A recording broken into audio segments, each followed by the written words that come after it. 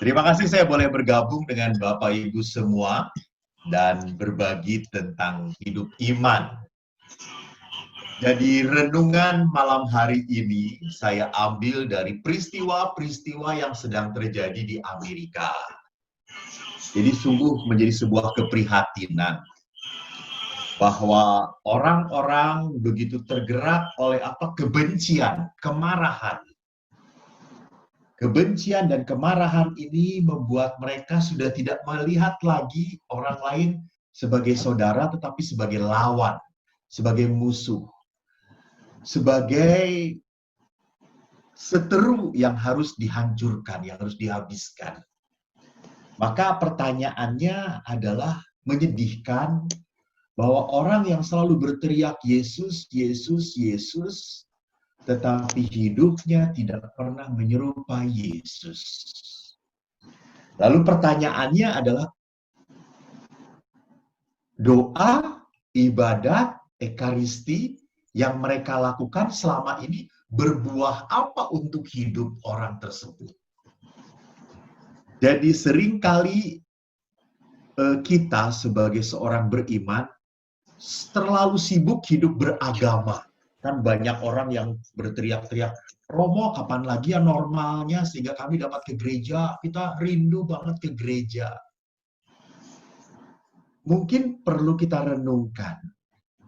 Kita rindu ke gereja, kita selalu rindu mendengarkan live streaming apapun. Hanya apakah semua live streaming, apakah ibadah kita sudah membuat hati kita seperti Allah atau tidak? Jangan-jangan kita ditertawakan. Kamu dekat dengan Tuhan, selalu berdoa, hati kamu seolah-olah memuji Tuhan, tetapi hidup kamu berlawanan dengan hukum Tuhan. Maka malam hari ini saya akan mengajak Bapak Ibu untuk berbicara tentang bagaimana kita mempunyai hati seperti Allah. Permenungan saya akan saya ambil dari Injil Lukas bab 6 ayat 46 sampai dengan 49. Sangat populer sekali. Lukas 6 ayat 46 sampai 49. Mungkin bagi Bapak Ibu yang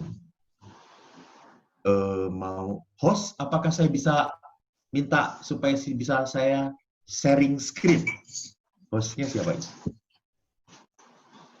Hostnya Bu Yeni, Bu Yeni. Saya bisa share screen, Bu Yeni?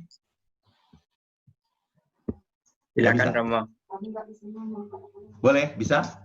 Bisa Romo, Okay, silakan. Ya. Thank you. Sudah.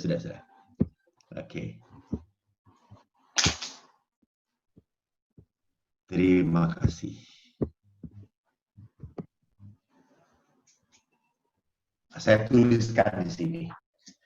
Pada suatu ketika, Yesus bersabda kepada para muridnya, "Mengapa kamu berseru kepadaku Tuhan, Tuhan, padahal kamu tidak melakukan apa yang aku katakan?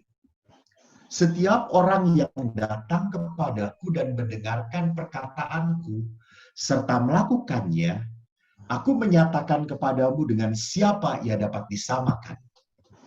Ia sama dengan seseorang yang mendirikan rumah. Orang itu menggali dalam-dalam dan meletakkan dasarnya di atas batu. Ketika datang air bah dan banjir melanda rumah itu tidak dapat digoyahkan, karena rumah itu kokoh dibangun. Akan tetapi barang siapa mendengarkan perkataanku tetapi tidak melakukannya, ia sama dengan seorang yang mendirikan rumah di atas tanah tanpa dasar. Ketika banjir melandanya, rumah itu segera rubuh dan hebatlah kerusakannya." Saudaraku yang terkasih, mari kita lihat di sini bahwa Yesus berbicara tentang dasar. Jadi kalau Yesus berbicara tentang dasar, bangunan itu yang paling harus bagus itu apa? Dasarnya. Bukan atapnya, bukan dindingnya, bukan dasarnya.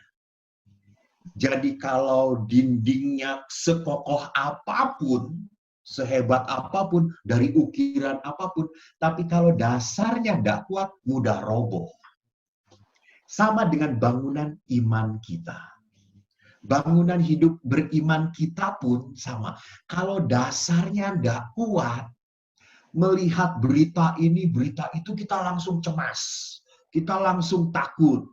Kita langsung berpikir, wah sebentar lagi kita mati. Wah sebentar lagi kita hancur. Nah, itu. Kenapa? Karena dasarnya tidak kuat. Saya juga sama. Pernah ditanya oleh anak kecil, Romo pernah digoda tidak oleh ibu-ibu? Lalu saya berkata, sering digoda. Lalu Romo pernah tergoda atau belum? Pernah. Nah, kalau Romo tidak keluar, karena ibu-ibu itu kalah dengan saya. Kenapa kok kalah? Karena dasarnya saya sejak kecil ingin menjadi pastor, menjadi imam. Dasarnya. Maka sama perkawinan pun, hidup berdua, dasarnya apa? Kalau dasarnya memang ingin mencintai sungguh-sungguh pasangan saya, ingin berjalan bersama dia sampai mati, maka masalah apapun, gosip seperti apapun, tidak akan pernah menghancurkan perkawinan, karena dasarnya ingin jalan berdua sampai mati. Titik. Jadi dasarnya, kalau dasarnya rapuh, ragu-ragu gitu ya. Kan kadang-kadang juga ada orang yang kalau mau menikah datang kepada saya, lalu kurang ajar anak-anak muda sekarang itu kadang-kadang. Mengatakan, Romo, maaf, sebelum nikah ini kami sudah saling bicara. Nanti memang kalau menikah, hartanya terpisah, Romo. Loh, maksudnya apa? Ya, harta suami-suami, istri-istri. Loh, maksudnya apa? Lalu dia berkata, nanti kalau ada sesuatu, Romo, kan jadi nggak repot, nggak susah. Lalu saya berpikir, kamu itu mau menikah, dasarnya aja udah nggak kuat. Ragu-ragu, jangan-jangan cerai. Ya, lebih baik jangan menikah. Jadi, dasar sebuah perjalanan hidup rohani pun harus jelas.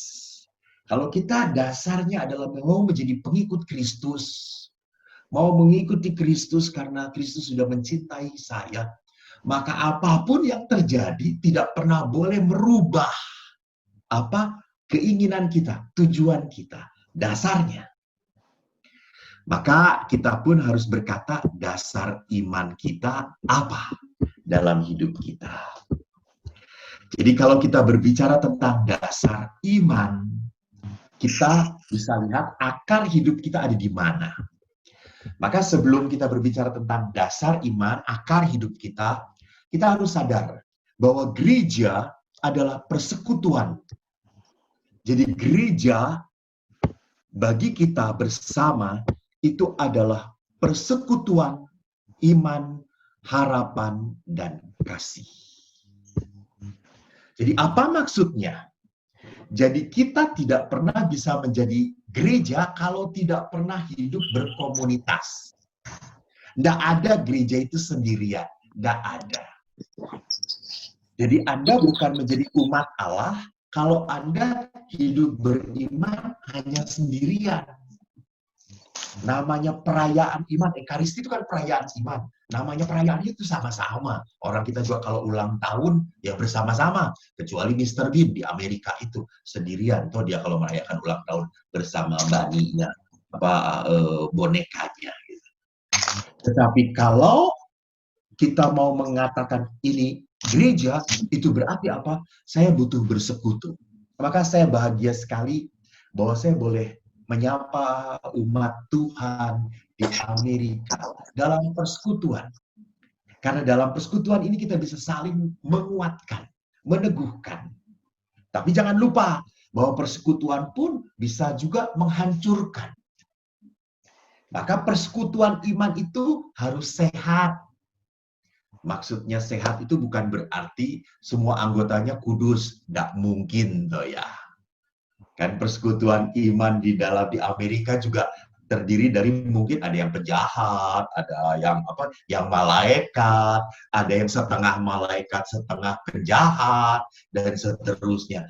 Tetapi tetap itu adalah saudara kita. Jangan pernah lupa, Yesus pun 12 para rasul, tidak semuanya malaikat, ada pengkhianatnya. Siapa pengkhianatnya? Jangan hanya berkata Yudas. Petrus pun pernah mengkhianati. Tetapi Yesus tidak pernah malu menyebut mereka sebagai murid Yesus. Diterima dalam persekutuan. Oleh karena itu, iman kita, harapan kita, cinta kita hanya berkembang dalam sebuah persekutuan. Tidak mungkin kita bisa bertumbuh sebagai seorang Kristiani kalau kita tidak punya komunitas. Ini pentingnya komunitas. Jadi kalau ibu-ibu misalnya di Amerika ini punya komunitas arisan, ibu-ibu Katolik arisan, ya, makan sama-sama menu Indonesia. Itu saya juga pernah sekolah di Filipina kan kayak gitu, ibu-ibu kumpul menu Indonesia, ada pendalaman iman, baca kitab sucinya 5 menit, makan-makannya 2 jam, ngobrolnya 3 jam. Jadi sabda Yesusnya kalah, saudara-saudara. Gitu. Jadi lebih banyak manusiawinya daripada rohaninya gitu. Jadi di situ kita juga harus melihat bahwa persekutuan ini pun pertujuannya apa? Dasarnya apa? Kalau dasarnya iman, harapan, kasih, ya harus didasari oleh aturan Tuhan. Jangan semata-mata hanya untuk fun, kesenangan saja. Apa bedanya dengan komunitas hobi? Jadi kita harus jangan pernah menyamakan antara komunitas beriman dan komunitas hobi. Ya namanya kalau komunitas golf, ya cuma golf, ya silahkan, nggak salah. Tapi kalau kita mendasarkan komunitas beriman, ya harus mendasari dengan apa? Dengan firman Allah. Oleh karena itu, Bapak Ibu yang terkasih, saya ingin mengajak Bapak Ibu untuk melihat bagaimana kita berguru kepada Sang Guru, yaitu kepada Kristus sendiri. Kalau begini Anda masih bisa melihat makalah saya? Masih. Kalau kita berguru kepada Yesus Sang Guru, kita harus melihat pertama-tama bagaimana hidup Yesus. Jadi kalau kita melihat hidup Yesus, Yesus itu dalam kehidupannya, Yesus selalu melihat kehidupannya sebagai sebuah panggilan, sebagai sebuah pilihan. Jadi hidup itu adalah sebuah pilihan. Jangan dikatakan bahwa Yesus tidak bisa memilih. Bisa. Yesus kan berkata waktu di Taman Getsemani, biarlah piala ini berlalu daripadaku. Jadi rupanya secara manusiawi Yesus pun merasa kesakitan, kepedihan, hampir tidak tahan. Tetapi akhirnya dia memilih apa? Yang kedua, misi hidup Yesus adalah apa? Kehendak Bapa. Terjadilah padaku seturut kehendak. Maka pada saat orang mempunyai misi melakukan kehendak Bapa, harus diikuti dengan cara hidup yang jelas. Jadi cara hidup yang mengikuti misi kehendak Bapa adalah cara hidup yang diwarnai dengan mati raga, doa, dan penyangkalan diri. Nanti sedikit-sedikit saya akan menggambarkan apa itu mati raga, doa, dan penyangkalan diri. Jadi kalau 3 poin ini kita gabungkan antara hidup itu panggilan, pilihan, sekali lagi, bukan hidup, nanti saya perlihatkan bahwa hidup itu bukan semata-mata kita nerima apa adanya dari Tuhan. Tidak. Kita tidak menerima nasib, kita menciptakan nasib. Jadi saya pun menjadi seorang imam adalah pilihan saya. Bukan karena saya tidak laku, ditolak oleh perempuan, lalu saya putus asa, kecewa, dan akhirnya jadi pastor karena tidak ada pilihan lain. Oh bukan. Bahkan kita berkata kalau kamu dicintai oleh wanita, silakan masuk jadi pastor. Tapi kalau kamu ditolak jadi pastor, jangan jadi pastor. Kalau ditolak oleh para wanita, jangan jadi pastor. Hati-hati. Kenapa? Nanti kalau sudah jadi pastor, kamu memakai kepasturanmu untuk memikat hati wanita. Akan itu tidak boleh. Jadi menjadi seorang imam itu adalah panggilan. Sama, hidup berkeluarga pun adalah panggilan. Pilihan Anda. Jadi kita harus sadar Bapak Ibu bahwa yang memilih pasangan itu adalah Anda. Halo, bukan orang tua Anda. Anda sendiri. Jadi kalau Anda sendiri, itu berarti apa? Nikmatilah. Walaupun kadang-kadang tidak nikmat. Tidak apa-apa. Minum pahit itu kan kadang-kadang harus, minum kopi itu kan kadang-kadang ada pahitnya, ada manisnya, ada keselaknya. Nah, sama. Hidup dengan pasangan pun kadang-kadang keselak. Jadi hidup panggilan saya pun sebagai seorang imam, jangan berpikir, wah enak ya jadi imam. Kata siapa enak? Saya kalau udah malam-malam seperti ini, para pastor tidak ada, tadi malam belum makan malam, selesai ini paling-paling buat super mie saya. Tidak ada yang membuatkan. Jadi lihat di sini bahwa dalam panggilan, jangan pernah lupa ada resiko kehidupan yang harus saya terima. Ada risiko. Anda memilih pasangan seperti itu, risikonya harus Anda terima. Jadi jangan hanya mau terima enaknya saja. No. Pahitnya juga harus diterima. Itu panggilan, itu pilihan. Maka kalau panggilan ini, pilihan ini adalah misi hidup Tuhan bersama saya, maka saya harus melakukan kehendak Bapa, bukan kehendak saya. Jadi kalau saya misi hidupnya, hidup menikah dengan dia sesuai dengan kehendak saya jamin Anda 2, 3, 4 tahun pun ingin cerai dari pasangan Anda. Karena apa? Misi hidupnya kehendak saya, bukan kehendak Bapa. Kalau kehendak Bapa sudah kita ucapkan di dalam janji perkawinan, dalam untung dan malang, sehat dan sakit, istri cantik jelek, istri langsing ataupun besar, tetap cinta saya tidak akan berubah. Karena apa? Misinya kehendak Bapa. Maka kalau kita mau mempunyai misi yang sesuai dengan kehendak Bapa, cara hidup kita harus mendukung. Supaya apa? Kehendak Bapa tidak pernah hilang dari hidup kita. Maka cara hidup yang ditawarkan oleh Yesus adalah apa? Mati raga, doa, dan penyangkalan diri. Jadi dalam mati raga, doa, dan penyangkalan diri, hidup kita dibentuk oleh Tuhan. Maka kesimpulannya adalah orang yang mempunyai hati adalah orang yang sudah dibentuk oleh Allah. Lewat apa? Lewat cara hidup. Jadi bagaimana biasa bermati raga, doa, menyangkal diri. Nah, itu semua nanti akan saya jabarkan sedikit di dalam bagaimana kita berguru kepada sang guru. Jadi supaya kita mempunyai manusia yang menjadi orang yang punya hati nurani, yang selalu seperti Yesus tergerak oleh belas kasihan. Pertama, kalau kita mau berguru pada Yesus, kita harus sadar bahwa Yesus itu orang yang sungguh dekat dengan Bapanya. Intimasi Yesus dengan Bapa.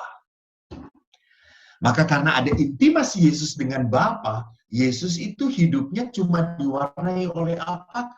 Melakukan kehendak Bapa. Titik, itu satu-satunya.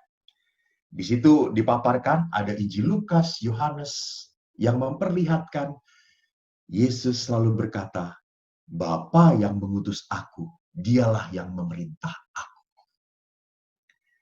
Jadi Yesus itu hidup sungguh mengikuti kehendak Allah, sekali lagi bukan disetir oleh Allah. Maaf ya, bukan disetir oleh Allah. Jadi kalau Bapak Ibu ini pun mengikuti kehendak Tuhan, bukan berarti Tuhan itu menyetir hidup Anda. Tidak. Tidak. Anda tetap punya kebebasan. Jangan pernah lupa itu. Jadi, walaupun saya belajar untuk mengikuti kehendak Bapa, itu berarti kita tetap punya kebebasan untuk menolak. Betul. Anda punya kebebasan untuk menolak. Jadi intimasi dekat dengan Tuhan, punya misi hidup Yesus melakukan kehendak Allah, sekali lagi karena panggilan, karena pilihan. Maka intimasi ini, intimasi hidup dengan Yesus yang seperti ini, melahirkan semangat apa? Hidup Yesus diwarnai dengan mati raga doa yang ketat dan penyangkalan diri. Saya perlu mengingatkan kepada Bapak Ibu, kenapa Yesus sampai seperti itu mewarnai hidupnya? Karena kalau orang mau mendengarkan suara Allah, maka orang harus punya kepekaan kepada Allah. Dan kepekaan kepada Allah itu adalah orang-orang yang lebih banyak mau berdoa, menyangkal diri, mati raga. Jadi kalau orang itu hanya mendasari hidupnya dari senang-senang, poya-poya, gitu, seenaknya sendiri, maka kepekaan untuk mendengarkan Allahnya hilang. Jadi coba lihat, Anda selalu punya pengalaman tidak? Bahwa pada saat Anda makin melayani Tuhan, semakin Anda rajin ke gereja, semakin Anda ingin menjadi baik, semakin kita hidupnya kok menjadi sulit ya. Tiba-tiba kok banyak masalah ya. Kok tiba-tiba banyak saja yang nggak suka. Kok tiba-tiba banyak aja yang menentang. Jangan pernah lupa, setiap anak Allah yang ingin menjadi baik, iblis tidak pernah rela. Jadi kalau iblis tidak rela itu dibuat apa? Dibuat kita menyerah. Malas jadi baik susah ya. Gitu ya. Udah lebih baik biasa-biasa aja. Jadi umat biasa-biasa aja. Ingat, kalau Anda biasa-biasa aja, Anda tidak akan masuk surga. Anda hanya masuk pintu surga saja. Jadi masih panas kalau di pintu surga. Belum dingin.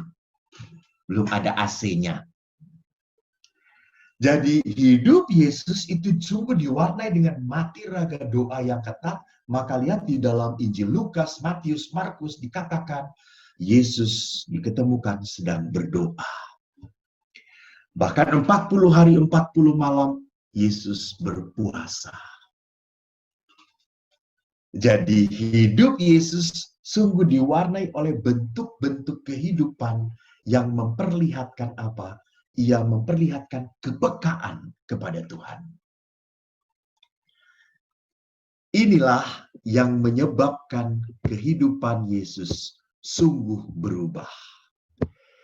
Intimitas Yesus dengan Allah itu merubah kehidupan manusia pula.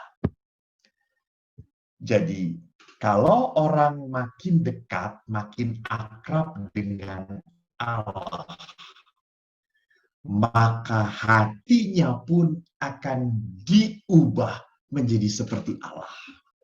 Hanya kan intimitas itu intimitas seperti apa yang mau ditunjukkan di dalam hidup rohani. Maka saya mengutip Ibu Teresa yang berkata, "Keep the joy of loving God in your heart and share this joy with all you meet, especially your family. Be holy." Jadi kekudusan itu, lihat, kekudusan itu jangan dilihat dengan apa? Dengan semata-mata hanya berdoa. Tidak. Bahwa kekudusan itu pun harus ditunjukkan dengan apa? Share the joy. Share the joy with your family especially. Jadi kekudusan itu bukan karena saya bisa memuji Tuhan dengan suara yang indah. Saya bisa berdoa dengan bahasa roh yang bagus sekali. Not enough. Kekudusan itu harus ditunjukkan dengan kata-kata Mother Teresa apa? Share the joy inside your heart, especially to your family. Jadi hidup rohani itu bukan hanya enjoy the happiness in my heart, no. Jadi kehidupan rohani itu harus juga menjadi sebuah apa? Share the joy. Memberikan sukacita kepada orang-orang. Dan Ibu Teresa jelas sekali mengatakan kepada siapa yang pertama? Keluarga. Maka lihat kedekatan manusia dengan Allah akan mengakibatkan apa? Akan mengakibatkan manusia melihat penderitaan itu secara positif.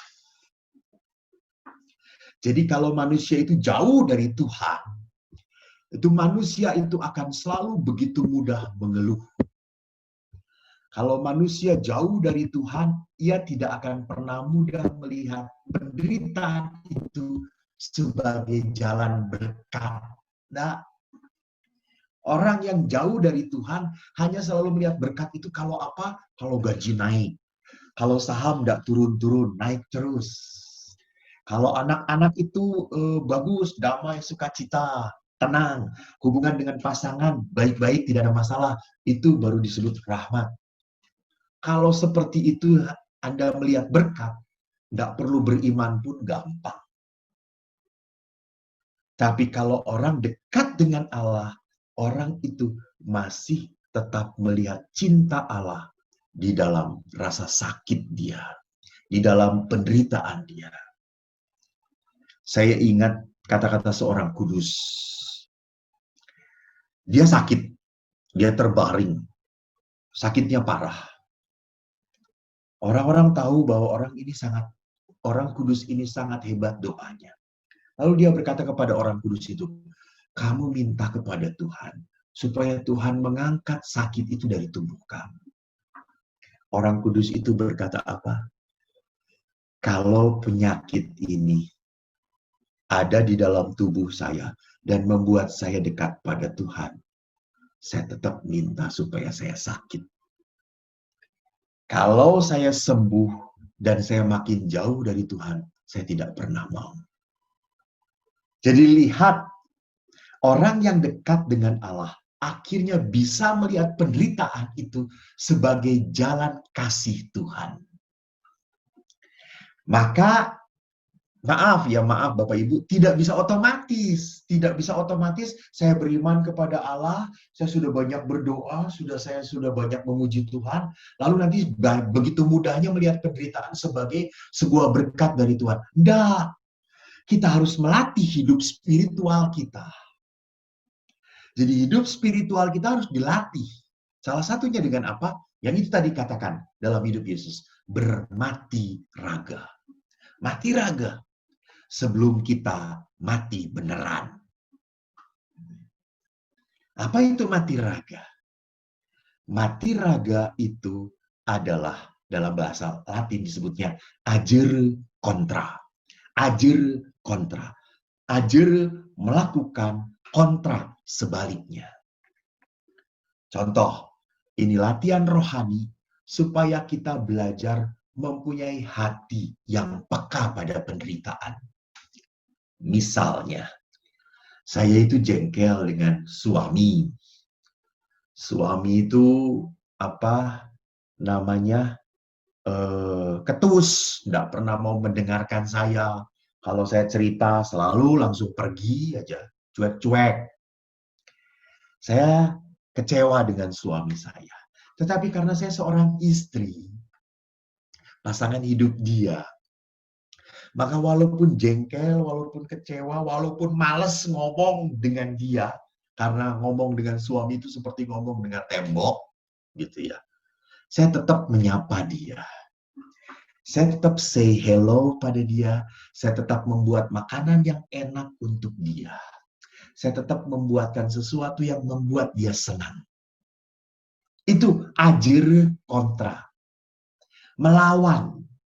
Jadi maunya sih saya cuek-cuek aja, saya biarin aja. Dia bisa cuek, emangnya gue nggak bisa cuek. Nah ini latihan mengeraskan hati. Kalau agere kontra itu latihan melembutkan hati. Jadi kalau Anda hanya berpikir, suami saya bisa mengkhianati saya juga bisa mengkhianati dia. Ini latihan mengeraskan hati. Ini latihan berbalas-balasan. Tapi dalam menjadi pengikut Yesus, kita harus belajar apa? Melembutkan hati. Dan memang paling susahnya adalah dalam hidup bersama adalah kita selalu berpikir, siapa yang salah? Orang dia yang salah. Biar dia duluan yang memperbaiki. Bapak Ibu, enggak mungkin. Enggak mungkin. Enggak mungkin kita menuntut yang salah itu dia mengakui kesalahannya dan mau memperbaiki kesalahannya. Enggak mungkin. Kita hanya capek, lelah batin kalau kita menuntut seperti itu. Jangan menuntut orang lain melembutkan hati pada Anda. Enggak mungkin. Kita yang harus melembutkan hati pada mereka. Sama, ini bukan curhat ya. Ini cuma sharing saja. Kalau di pasturan kan laki-laki semua. Anda tahu kan laki-laki itu sudah terbiasa, udah makan, tinggalin. Makanan sisa tidak pernah mau dikemas-kemasin, masukin ke lemari es supaya besok bisa dipanasin, gitu ya. Saya kebetulan berteman dengan imam-imam yang syukur pada Allah seperti itu. Pergi saja begitu saja. Lalu saya berpikir, lalu siapa yang melakukan? Saya berdoa kepada Tuhan, Tuhan kalau begini, siapa yang melakukan? Dan hebat Tuhan ini. Tuhan itu berkata pada saya, kamu. Ya wis. Akhirnya saya sendiri yang harus beres-beres, bersih-bersih. Saya berharap mereka melihat saya tergerak dan ikut bersih-bersih.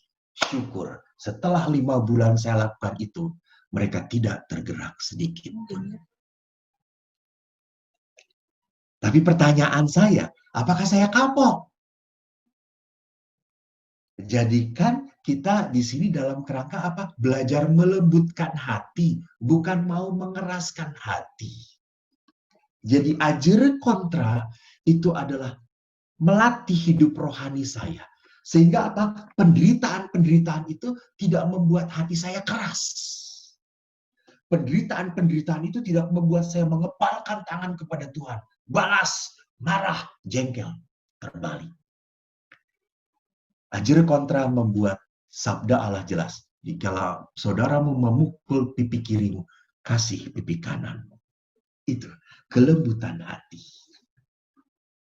Ajere kontra. Dan yang kedua, saya katakan tadi, hidup Yesus tidak hanya diwarnai oleh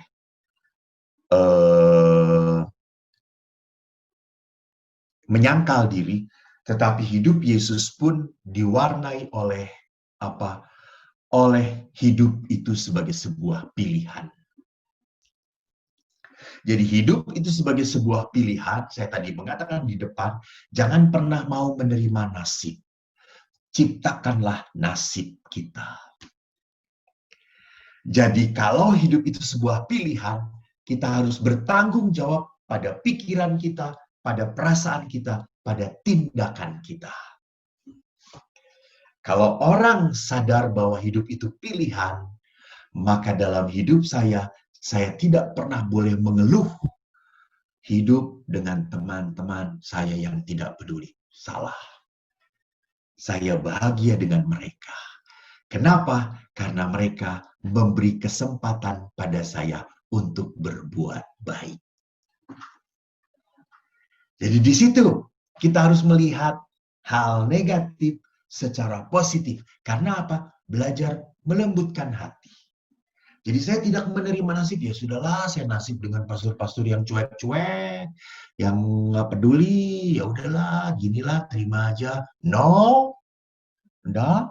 Kalau saya terima aja, saya menderita hidup di sini. Dan saya bahagia sekali di sini. Maka apa yang terjadi?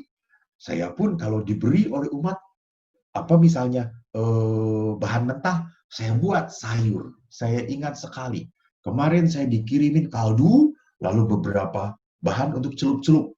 Saya buat dan disajikan kepada mereka.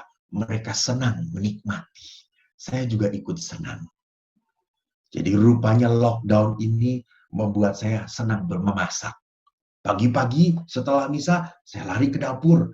ada ikan jambal, ikan asin. Saya potong-potong, saya buat nasi goreng. Kasih kepada mereka. Mereka senang makan. Mereka tidak tahu cara buatnya seperti apa. Tapi yang senang adalah mereka senang. Jadi ada sukacita. Saya melakukan semua itu bukan menjadi beban bagi saya. Tidak, jadi pilihan saya. Saya yang mau kok. Saya yang mau. Untuk membuat mereka bahagia hidup bersama saya. Saya yang mau. Jadi di sini pada saat ini saya tidak mau mengatakan saya sebel di sini, saya nggak betah tinggal di sini. Nah itu karena apa? Karena orang ini, karena orang itu. Blaming, kita terlalu mudah untuk menyalahkan. Maka sama kalau pertanyaannya saya berikan kepada Bapak Ibu, apakah Bapak Ibu bahagia hidup di dalam perkawinan? Jadi, apa yang membuat Anda bahagia? Apa yang membuat Anda tidak bahagia? Jangan-jangan Anda berkata, saya tidak bahagia karena hidup dengan dia. Coba tanya dia. Dia pun berkata, gue juga nggak bahagia karena dengan dia. Jadi, saudaraku yang terkasih, mari kita sama-sama berkata, saya tidak bahagia di dalam hidup perkawinan karena memang saya tidak mau bahagia. Itu tanggung jawab saya untuk menjadi bahagia di dalam panggilan hidup saya masing-masing. Karena jangan pernah lupa, Allah memanggil dan menyatukan Anda untuk sebuah kebahagiaan. Sama, Tuhan Allah memanggil saya untuk menjadi imam untuk sebuah kebahagiaan, bukan untuk sebuah penderitaan. Jadi saya tuh sedih kalau menjadi pastor tidak ada sukacita, tidak ada damai sejahtera. Aneh. Kan Tuhan yang sudah memanggil Anda, berarti kan Tuhan itu memberkati kita. Jadi setiap panggilan jangan pernah lupa mau memberikan berkat bagi kita. Bukan menjerumuskan kita pada penderitaan. Tidak. Allah tidak pernah menjerumuskan Anda dalam penderitaan di dalam hidup perkawinan Anda. Tidak pernah itu. Jadi pilihlah untuk hidup bahwa kebahagiaan adalah pilihan saya, adalah kemauan saya. Tergantung diri saya.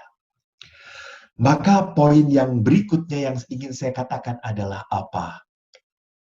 Yesus itu adalah pribadi. Saya share lagi, saudara.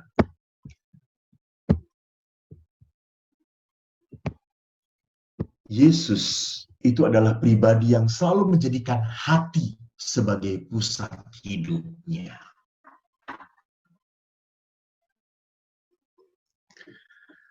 Itu berarti apa? Kita harus berani jujur dengan nurani kita. Kematangan dan pertumbuhan spiritual hidup seseorang tergantung pada konsistensi pilihan hidup yang berdasarkan pada hati nurani. Kita punya hati yang harus kita dengarkan. Maka kalau kita semakin konsisten dengan hati kita, itu yang membuat kita damai. Itu yang membuat kita sukacita. Itu yang membuat kita tenang. Karena apa? Terpusat pada hati. Orang selalu berkonsultasi pada hatinya. Saya damai nggak sih memilih ini? Saya damai nggak kalau kayak gini? Saya damai tidak kalau saya melayani suami saya? Saya damai nggak kalau suami saya biarkan aja? Nggak saya sapa? Saya damai atau tidak? Saya damai nggak melihat suami saya cemberut terus saya diaman? Damai atau tidak? Saya damai nggak kalau teman-teman pastoral saya ini, dua teman-teman pastor saya ini lebih betah tinggal di rumah umat daripada tinggal di pastoran? Saya damai nggak? Harusnya saya sedih. Kenapa teman saya lebih betah tinggal di rumah umat daripada di pastoran? Menyedihkan. Hati. Kita harus selalu berkonsultasi dengan hati kita. Maka pada saat orang hidupnya dipimpin oleh hatinya, maka ia sedang mendengarkan hati Allah, suara Allah. Yang terakhir, sebelum Anda kecapaian, sadarlah hidup itu rahmat Allah. Jadi kalau kita tadi hidup harus mempunyai hati seperti Allah, dilatih oleh mati raga, doa, maka sadarlah bahwa hidup itu rahmat Tuhan. Kalau rahmat itu artinya apa? Pemberian gratis dari Tuhan. Kita harus tahu diri. Kalau hidup itu pemberian gratis dari Tuhan, kita harus tahu diri. Kapan kita menerima, kapan kita menikmati, dan kapan kita harus menyerahkan kepada Tuhan. Semua ada waktunya. Jadi ada waktu kita untuk mencari, ada waktu kita untuk menikmati, ada waktu kita untuk mengembalikan kepada Allah. Itulah kehidupan. Jadi pada saat kita sadar bahwa hidup itu rahmat Allah, kesempatan dari Tuhan, maka kesadaran ini membuat kita tidak akan pernah menyia-nyiakan hidup kita. Kalau kita sadar hidup ini rahmat Allah, kita tidak akan pernah menyia-nyiakan hidup selama berdua dengan pasangan saya. Rahmat. Kenapa? Bapak Ibu, ingat, pandang pasangan Anda. Suatu saat Anda harus serahkan kepada Tuhan. Siapa duluan? Ya silahkan. Anda ngobrol dengan Tuhan. Jadi perhatikan di sana. Kalau rahmat keberduaan, hidup itu rahmat, maka ini adalah saat bagi saya untuk menikmati segala anugerah yang berasal dari Allah. Maka saudaraku, kalau hidup itu adalah sebuah rahmat yang tidak pernah kita bisa sia-siakan. Saya selalu ingat dengan sebuah lagu.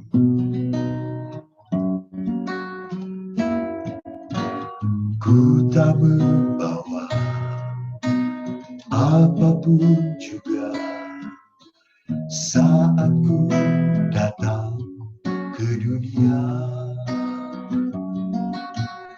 Ku tinggal semua pada akhirnya saat ku kembali ke surga. Inilah yang ku punya, hati sebagai hamba yang mau taat dan setia padamu Bapa, kemanapun kau bawa.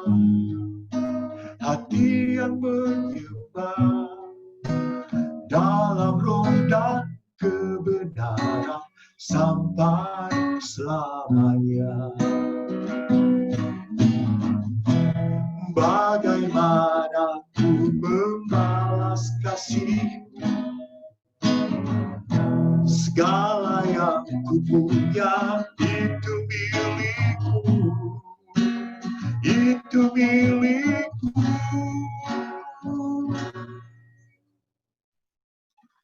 Inilah yang ku punya, hati sebagai hamba yang mau taat dan setia padamu Bapa, kemanapun ku bawa. Hati yang menyembah dalam roh dan kebenaran sampai selamanya.